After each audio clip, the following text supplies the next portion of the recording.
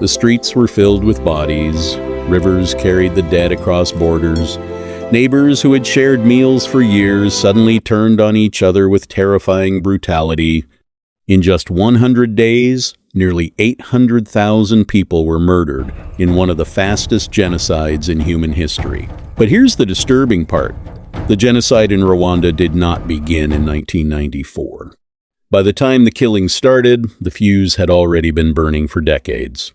To understand what happened, we have to go back long before the machetes, before the radio broadcasts calling for murder, and even before Rwanda became an independent nation. Because the real cause of the Rwanda genocide was not ancient tribal hatred, as many people still believe. That explanation is simple. The truth is far more complicated and far more disturbing. For centuries, the people who lived in Rwanda shared the same language, the same culture, and often the same villages. They were generally grouped into three categories: Hutu, Tutsi, and Twa. Contrary to popular belief, these groups were not originally rigid ethnic divisions. In many cases, wealth and social status mattered more than identity. A person could even move between categories over generations. The lines existed, but they were flexible.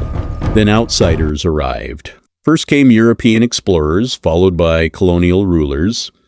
Germany initially controlled Rwanda, but after World War I, Belgium took over. The Belgians looked at Rwanda through the lens of racial theories that were popular in Europe at the time. They became convinced that the taller, cataloning Tutsi population was somehow more European and therefore superior.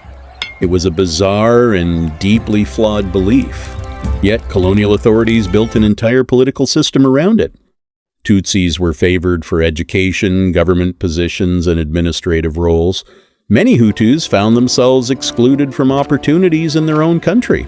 Then came one of the most consequential decisions in Rwanda's history.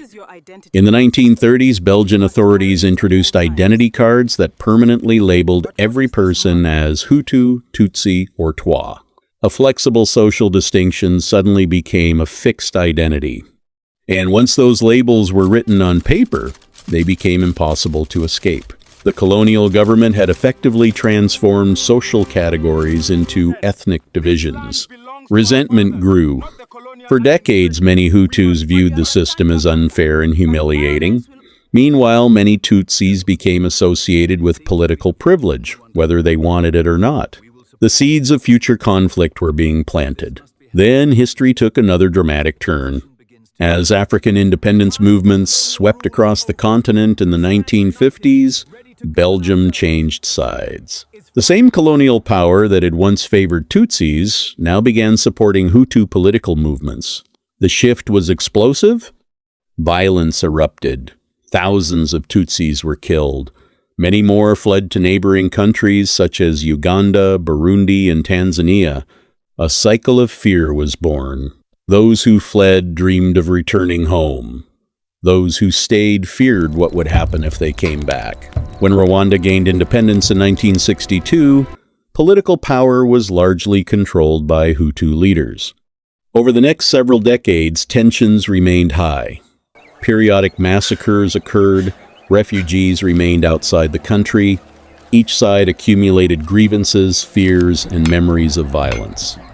Then, in the late 1980s, another chapter began. Many of the children of Tutsi refugees had grown up in exile. They formed a military and political organization known as the Rwandan Patriotic Front, or RPF. In 1990, the RPF launched an invasion from Uganda. Civil war erupted. For ordinary Rwandans, the conflict created uncertainty and fear. But for extremist politicians, it created opportunity.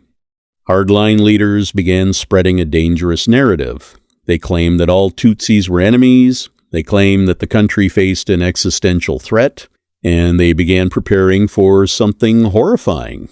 Weapons were imported in massive quantities. Militias were trained. Lists of political opponents were compiled. Propaganda flooded the airwaves. One radio station became particularly infamous. Day after day, broadcasters described Tutsis as cockroaches and warned listeners that they must act before it was too late. Dehumanization is often the final warning sign before mass violence. Once people stop seeing others as human beings, almost anything becomes possible. Yet, even as these preparations unfolded, many people still believed catastrophe could be avoided. Then came the 6th of April, 1994. A plane carrying Rwandan President Juvenal Habyarimana was shot down as it approached Kigali. To this day, debate continues over who was responsible. But what happened next is beyond dispute. Within hours, roadblocks appeared across the capital. Political moderates were targeted. Government officials, soldiers, and militias began executing people whose names had already been prepared on lists. The assassination was not the cause of the genocide. It was the trigger. The machinery had already been built. Now it was unleashed. What followed shocked the world. Families were murdered in their homes. Churches that people believed would provide sanctuary became sites of massacre. Teachers killed students. Friends killed friends. Neighbors killed neighbors. The identity cards introduced decades earlier became death warrants. At roadblocks, armed men demanded identification. If the card said Tutsi, many never made it past. The genocide spread with terrifying speed. And while the killing was taking place, much of the international community stood by. Peacekeepers on the ground repeatedly warned that mass murder was unfolding. Their pleas largely went unanswered. Foreign governments evacuated their own citizens but did little to stop the slaughter. The world watched, and Rwanda bled. After approximately 100 days, the RPF captured Kigali and defeated the genocidal government. The killing finally began to end, but the damage was immense. Hundreds of thousands were dead, millions were displaced. Entire communities had been shattered. The country faced a question almost impossible to answer. How do you rebuild after neighbors have slaughtered neighbors? Today, Rwanda is often presented as a story of recovery and reconstruction, yet the lessons of 1994 remain painfully relevant. Because the real cause of the genocide was not some ancient, inevitable hatred. It was the result of decades of colonial manipulation, political propaganda, economic pressures, fear, extremist ideology, and leaders willing to turn ordinary people against one another for power. The genocide was not born overnight. It was engineered, step by step, year by year, lie by lie, and perhaps the most chilling lesson is this. The warning signs were visible long before the first machete was raised. The tragedy of Rwanda reminds us that genocide does not begin with killing. It begins when people are taught that their neighbors are no longer human. If this story opened your eyes, please like, share, and subscribe.